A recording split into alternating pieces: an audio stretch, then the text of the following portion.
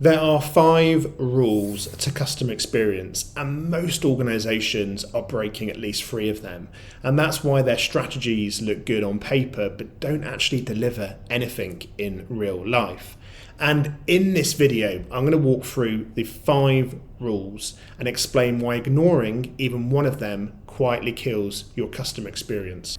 So the first rule is understanding your customers. And this sounds obvious, right? Understand your customers, right? That seems like something you do already, but most organizations don't actually do this properly.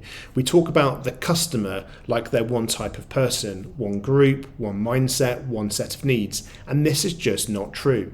It doesn't matter whether you're a sandwich shop or a global organization with millions of customers. You will always have different types of customers with different needs, different jobs to do, and different expectations. And this is where things like customer personas come in. They force you to stop talking about customers in general and start designing for real people and real differences. And another big issue I see organizations doing is over-indexing on a couple of tools to understand their customers. The 2 that I always see are surveys and journey mapping. They're both really important and both really useful, but they're over-relied on. And one of the most powerful sources of insight that gets overlooked is customer demand. What are your customers actually contacting you about? What are they trying to do? What keeps going wrong? This tells you more about real customer pain than most surveys ever will. So, rule number 2 is all about designing the future experience. And a lot of organizations do this, right? They collect insight, they find problems, and then they immediately skip to jumping into fixing the problem. No design, no future thinking, just action. And sometimes, look, that is needed, but long term it creates a lot of mess and it creates chaos. There's more rules, there's more processes, there's more workarounds. And what's missing is experience design, not just reacting to problems, but really intently designing how the experience should work in the first place. And this happens on 2 levels, right? You have the macro level, which is your design principles, your target operating model, and the type of experience that you want to offer. And then you have the micro level, which are your future customer journeys and actually what great looks like in practice for your teams. And designing forces you into that different mindset. Instead of building forward from today's problems, you actually start to reverse engineer from tomorrow's experience. And that changes everything. And most organizations just work forward, right? They fix the pain, they tweak the process, another plaster, and 5 years later they look back and everything is just a tangled mess. So design lets you start at the future and then work backwards. Okay, so let's move on to rule number 3, which is all around improving the current experience. And actually, this is where most organizations fall down, right? They've got the insight, they've done lots of workshops, they've got the beautiful journey maps, but they don't actually do anything. And improvement is the action engine. This is where capability matters. Can your organization actually turn insight into improvements and impact? Can it move ideas on? Can it execute consistently? And one of the tools I love for this is sprints. They're short, they're focused, and they are practical, and it helps everyone get aligned on a couple of kind of objectives and pains. And focus here is the real enabler, because most organizations try and do too much, so nothing really changes.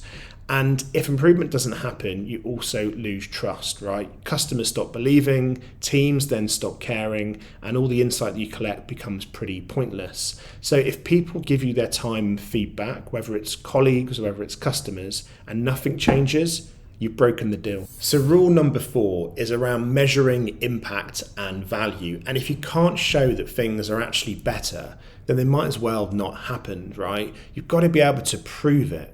The experience has improved or the business is better off. And this is where customer experience has really struggled over the years. We've really obsessed over the customer and we've kind of forgotten about the business, and we have to link the 2 together. We have to link revenue and cost and risk with customer experience. And one of the fastest ways to do this is failure demand. understanding what's costing you, understanding the reasons that customers are needing to contact you, whether it's complaints or in your contact center. This is all taking energy and time and resources away from you adding value. So it's all about designing that out. So this is how customer experience gets a seat at the table. We know it's so difficult for teams to engage with the top team and to be seen as a credible service area, just like HR and finance are absolute foundations of every organization. Customer experience has still got a gap to close, and this is one of the ways that we can do that.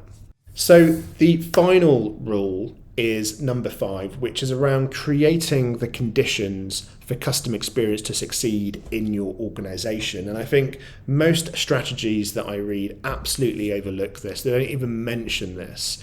And customer experience programs tend to have a huge focus on this at the start, and then they kind of get busy, it gets a little bit messy, and they forget about the fact that you've got to create the right conditions or the right climate across the organization for customer experience to succeed. And there's a number of aspects to this.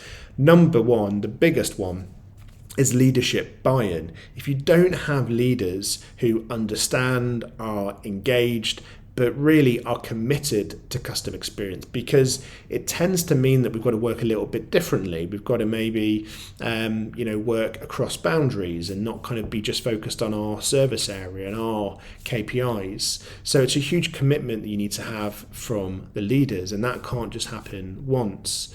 And that's probably a real big message actually for this rule. It's not a one and done activity. And actually it's probably a good rule for each of these 5, is that these are continually, you've got to absolutely work on them relentlessly rather than just do it once. So you don't just understand your customers once and then leave it. You don't just design the experience and then leave it. You don't just improve once and then stop. You don't just measure once. And it's the same here. You have to create the right conditions consistently, and you've got to be really aware of, okay, what are the blockers? What's getting in the way for us creating the right environment for this to succeed? Governance, obviously not the most kind of sexy topic, but absolutely important to have right in your organization to make sure you've got the right decision makers around the table at the right time, making real joined up decisions. So that's really, really key. Okay, so they are the 5 rules. I'm going to give you a couple of kind of pointers and notes for how you adapt and implement these 5 rules.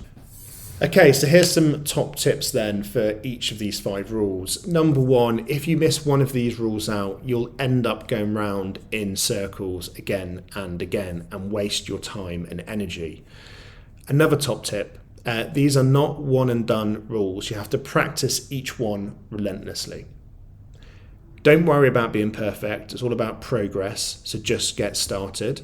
And there's no defined starting point, right? If you're thinking, do I start with rule 1 or rule 3 or rule 5? It all depends on the context of your organization. That will inform which rule to start with.